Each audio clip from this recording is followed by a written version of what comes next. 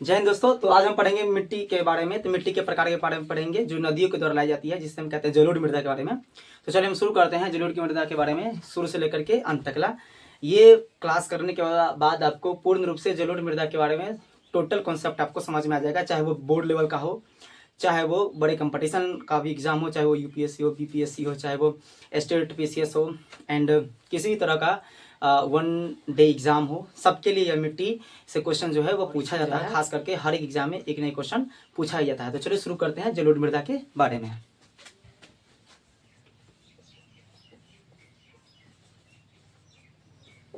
अगर बात किया जाए जलोढ़ मृदा के निर्माण के बारे में, तो हमेशा याद रखिएगा कि जलोढ़ मृदा का जो निर्माण हुआ है वो नदी के द्वारा लाए गए निक्षेप से हुआ है, डिपोजिशन से हुआ है। जो नदी जो अपने अंदर से अवसाद को लाती है, तब जाकर के इस मृदा का निर्माण होता है, जिसे हम कहते हैं जलोढ़ मृदा कहते हैं। तो हम बोलेंगे ना कि नदी के द्वारा जो लाया जाता है अवसाद, और यही अवसाद को जहाँ पे निक्षेप किया जाता है, निक्षेप मतलब जमा कर देता है नदी, तो उसके बाद जाकर के वही मिट्टी जो है सो किसका निर्माण हो जाता है, तो जलोढ़ मृदा का निर्माण हो जाता है। अगर हम बात करें कि कौन कौन सी ऐसी नदियां हैं जो कि इस जलोढ़ मृदा के निर्माण में सबसे प्रमुख भूमिका निभाती है, तो हम सबसे पहले जानते हैं कि हिमालय से निकलने वाली जो प्रमुख 3 नदियां हैं, जैसे कि सिंधु, गंगा, ब्रह्मपुत्र, ये सब नदी के जो तंत्र है ना, ये सब नदी तंत्र जो है वो खास करके क्या लाती है, तो अत्यधिक मात्रा में अपने अंदर से अवसाद लाती है, क्योंकि ये जो आती है वो ढलान से आती है। जब ये ढलान से आएगी तो नदियां जो होती है अपने अंदर अत्यधिक मात्रा में अवसाद को काटते हुए अगल बगल से लाती है और मैदानी इलाका में क्या कर देती है, जमा कर देती है, तब जाकर के इस मृदा का निर्माण होती है। जो कि प्रमुख ये 3 नदियां हैं जो कि खास करके जलोढ़ मृदा का निर्माण करती है। वैसे तो बहुत सारी नदियां हैं जो अवसाद को जमा करती है, लेकिन जो प्रमुख नदियां हैं वो यही नदियां हैं 3 जो अत्यधिक मात्रा में अवसाद को जमा करती है। वैसे तो अगर बात किया जाए तो प्रायद्वीपीय प्रदेश में चले जाए तो खास करके वो जो पूर्वी तटीय प्रदेश हो गया, ये सब में जो है सो कृष्णा हो गया, गोदावरी हो गया, ये सभी नदियां जो है वो अभी क्या करती है, तो डेल्टा बनाती है। तो डेल्टा वाला जो मिट्टी है वो भी एक तरह से कौन सी मिट्टी है, तो जलोढ़ मृदा ही है। तो हम बात करते हैं कि ये खास करके किस 3 नदियां द्वारा इस मिट्टी का निर्माण में महत्वपूर्ण भूमिका निभाती है। तो कौन कौन सा है, ये गंगा है, सिंधु है, ब्रह्मपुत्र है, ये सभी प्रमुख नदियां हैं। तो हम बोल सकते हैं ना कि यह एक प्रकार की कौन सी मृदा है, तो निक्षेप मृदा है। कैसी मृदा है, तो निक्षेप मृदा है। कैसा मृदा है, तो निक्षेप मृदा है। तो हम बोल सकते हैं ना कि अगर आपसे कहीं क्वेश्चन पूछे कि जलोढ़ मृदा को और क्या हम कह सकते हैं, तो उसे कहेंगे निक्षेप मृदा। क्यों कहेंगे, क्योंकि यह नदी के द्वारा अवसाद के लाता है और तब जाकर के वो अवसाद जो है सो इस मृदा का निर्माण करता है। अगर बात की जाए कि इसके गठन के बारे में, तो ये कैसा होता है, तो इसकी बात किया जाए तो यह जो होता है वह बलुई तरह का दोमट मिट्टी होता है। कैसा होता है, बलुई तरह का दोमट मिट्टी और चिकनी मिट्टी का है, क्या होता है, तो मिश्रण होता है। ये सब चीज का क्या होता है, एक तरह से मिश्रण है यह मिट्टी में। यानी कि इसमें दोमट का भी प्रकृति पाई जाती है, चिकनी मिट्टी की प्रकृति पाई जाती है, उसके साथ साथ में बलुई मिट्टी की भी क्या पाई जाती है, तो प्रकृति इसमें पाई जाती है। अगर बात किया जाए कि जो इसका रंग कैसा होता है, तो इसका जो रंग होता है वह कैसा होता है, तो हल्के से धूसर टाइप का होता है। कैसा होता है, तो हल्के से धूसर टाइप का होता है, जैसे कि राख जो होता है उसी टाइप के राख के जैसा रंग के जैसा ही इस मिट्टी का क्या होता है, तो रंग होता है। अगर बात किया जाए इसके अंदर पाए जाने वाले पोषक तत्व की मात्रा के, तो हमेशा याद रखिएगा कि इसके अंदर जो पोषक तत्व होती है वो कौन कौन सा पोषक तत्व पाई जाती है। तो खास करके इसमें क्या क्या पाई जाती है, तो इसमें जो देखा जाता है तो खास करके पोटास, फास्फोरस और चूना। पोटास, फास्फोरस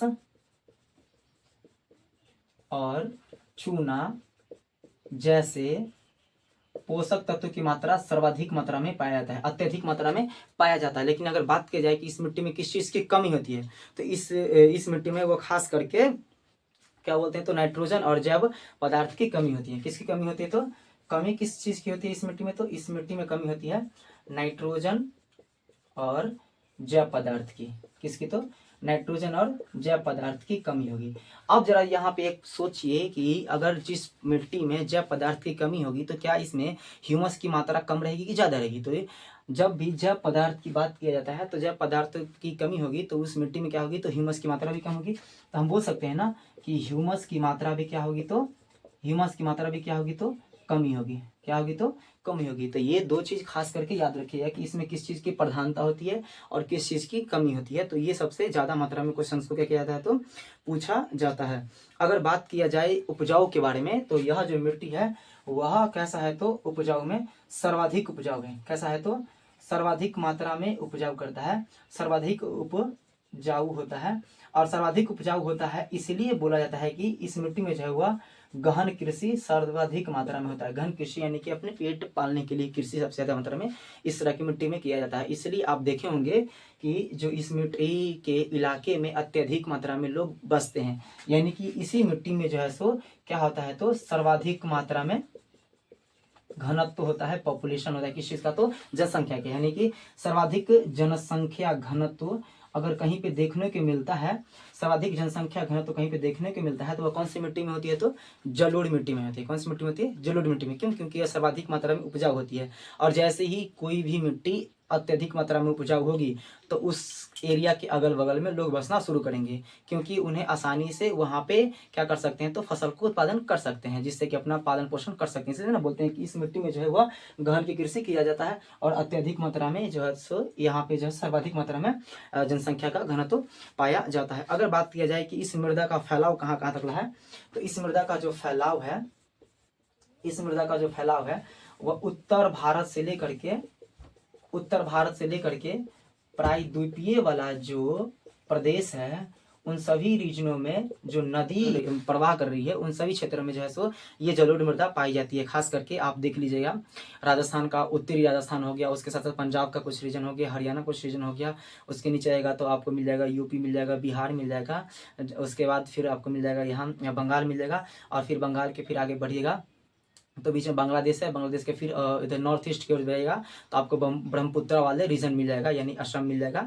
ये सभी रीजन में है जो खास करके कौन सी मिट्टी का फैलाव है? तो जलोढ़ मिट्टी का फैलाव है। तो हम बोल सकते हैं ना कौन कौन सा इसमें राज्य होगा? तो राजस्थान का कुछ रीजन हो गया, पंजाब का कुछ रीजन हो गया, हरियाणा का कुछ रीजन हो गया, यूपी का हो गया अगन, बिहार हो गया अगन, बंगाल हो गया अगन, असम हो गया। ये सभी रीजन में खास करके कौन कौन सी मृदा का फैलाव है? तो जलोढ़ मृदा का फैलाव है। आपसे क्वेश्चन पूछ सकता है कि निम्नलिखित में से कौन कौन से राज्य हैं जिनमें जलोढ़ मृदा का विस्तार पाया जाता है? तो वहां पे आप इस राज्य को देख करके ऑप्शन के अनुसार आप मार सकते हैं। अगर आपको मान लिया जाए कि दे दिया जाए तमिलनाडु हो गया, केरल हो गया, और वहां पे दे दिया अगर राजस्थान पंजाब, तो आप किसको मारिएगा? राजस्थान पंजाब वजह से ऑप्शन को टिक कीजिएगा, ना कि तमिलनाडु में, क्योंकि वहां पर अलग मृदा पाई जाती है। उधर अगर दक्षिण भारत में देखा जाता है तो वहाँ पे लेटराइट और मृदा की अत्यधिक मात्रा में फैलाव है। तो ये हो गया जलोढ़ मृदा का फैलाव के बारे में। अगर बात किया जाए जलोढ़ मृदा के बारे में कि जलोढ़ मृदा की और क्या विशेषता हो सकती है, तो जलोढ़ मृदा में जो है सो क्या होता है कि अगर जलोढ़ मृदा में क्या होता है तो शुष्क वाले रीजन में हो जाता है ना, वो शुष्क वाले रीजन में ये अत्यधिक मात्रा में कैसा हो जाता है? तो क्षारीय होता है। कैसा होता है? तो क्षारीय होता है, यानी कि अगर जलोढ़ मृदा जो है वह शुष्क वाले रीजन में पाया जाता है तो वहाँ पे इस मृदा में अत्यधिक मात्रा में किसकी पाई जाएगी मात्रा? तो क्षार की मात्रा अत्यधिक मात्रा में पाई जाती है। अगर हम बात किया जाए इस मृदा के प्रकार के बारे में, तो इसको जो है सो आयु के आधार पे बांटा जाता है। आयु के आधार का मतलब ये हो गया अगर किसी भी चीज को हम अगर आधार मान के चलते हैं तो वो चीज इसमें देखने को मिलता है। जैसे कि जलोढ़ मृदा को हम क्या बांट रहे हैं? आयु के आधार पे बांट रहे हैं। तो हम बोलेंगे ना एक वैसा जलोढ़ होगा जो कि बहुत जल्दी बना होगा और एक वैसा जलोढ़ होगा बहुत पुराना बना होगा। जैसे कि हम बोलते हैं कि आदमियों को बांट रहे हैं रंग के आधार पे, तो क्या होता है? एक काला होता है, एक गोरा होता है, एक सांवला होता है। तो बोलते हैं ना कि रंग के आधार पे, तो उसके अंदर रंग दिख रहा है कि नहीं दिख रहा है? काला, गोरा और सांवला।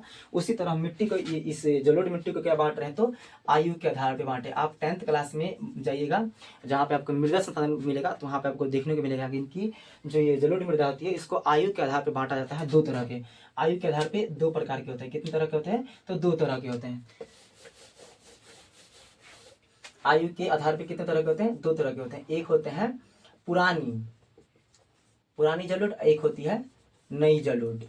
तो जब कभी बात किया जाता है पुरानी जलोढ़ के बारे में, पुरानी जलोढ़ के बारे में, तो हमेशा याद रखिएगा कि पुरानी जो जलोढ़ मृदा होती है वह मृदा जो होती है वो थोड़ा सा कम उपजाऊ होती है नवीन जलोढ़ की अपेक्षा।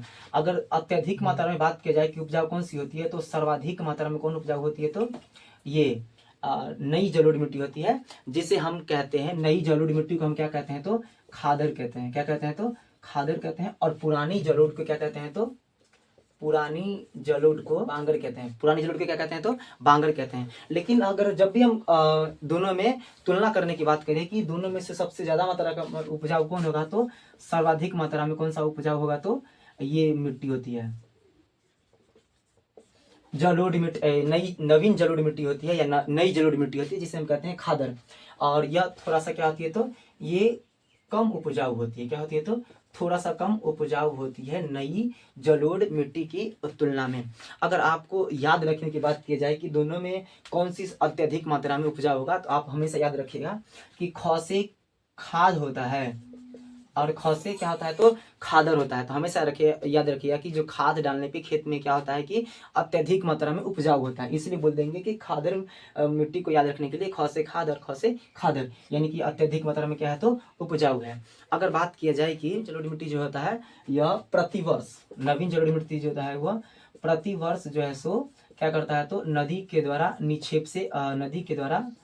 निक्षेप से प्राप्त होता है। यानी कि नदी के द्वारा अवसाद लाए जाते हैं, प्रति एक वर्ष जो है सो ये नवीन जलोढ़ का निर्माण होता है। लेकिन यह जो मृदा होती है, पुरानी जलोढ़ मृदा होती है, यह क्या होती है तो वह पुरानी होती है, यानी कि इसकी तुलना में इसे बहुत साल पहले का बना हुआ था। तो हम बोल सकते हैं ना कि जो नवीन जलोढ़ मिट्टी होती है वह बाढ़ प्रभावित क्षेत्रों में होती है। कौन से होती है तो बाढ़ प्रभावित क्षेत्रों में अत्यधिक मात्रा में देखने को मिलता है। लेकिन अगर बात किया जाए पुरानी जलोढ़ के बारे में, तो पुरानी जलोढ़ जो होती है यह बाढ़ वाले क्षेत्र से क्या हो जाता है तो दूर होता है। कैसा होता है तो बाढ़ वाले क्षेत्र से क्या होता है तो दूर पाया जाता है। तो ये थी नवीन जलोढ़ मिट्टी और पुरानी जलोढ़ मिट्टी, जिसे कहते हैं खादर और बांगर की क्या थी तो विशेषता थी।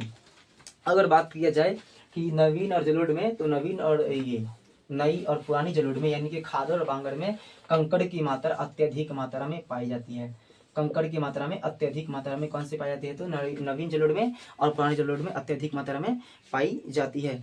अब एक चीज़ और याद रखिएगा कि बिहार में जो दियारा क्षेत्र है, यानी कि जो उत्तर बिहार में खास करके जो बाढ़ आती है, और उत्तर बिहार में अत्यधिक मात्रा में बाढ़ आने के कारण, उत्तर बिहार में जो अत्यधिक मात्रा में बाढ़ आती है और उस बाढ़ के आने के कारण जो बालू नदी लाती है ना, और जो बालू जमा कर देती है, तो हम क्या बोलेंगे उस बालू प्रधान वाले क्षेत्र को क्या बोलते हैं तो दियारा कहते हैं। क्या कहते हैं तो दियारा कहते हैं, जिसे स्थानीय भाषा में या लोग बोलचाल भाषा में क्या बोलते हैं तो दियर कहते हैं। क्या बोलते हैं तो दियर, या फिर उसे क्या बोलते हैं तो दियारा बोलते हैं। यानी कि उत्तर बिहार में खास करके जो नदियाँ बाढ़ लाती है और बाढ़ लाने के समय पे अपने साथ में अवसाद के रूप में बालू को जमा करती है, और उस बालू वाले क्षेत्र को क्या बोलते हैं तो दियारा कहते हैं, या फिर बोलचाल की भाषा में दियर कहते हैं। क्या कहते हैं तो दियर कहते हैं। जय हिंद।